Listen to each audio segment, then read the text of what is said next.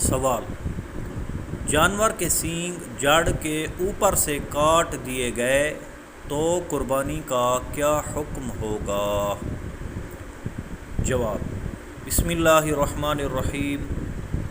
اس بکرے کی قربانی کرنا جائز ہے کیونکہ اس کے سینگ اس طرح سے کاٹے گئے ہیں کہ جڑیں سلامت ہیں، البتہ اگر جڑیں سلامت نہ رہتی تو قربانی نہ ہوتی جب تک زخم نہ بھرتے۔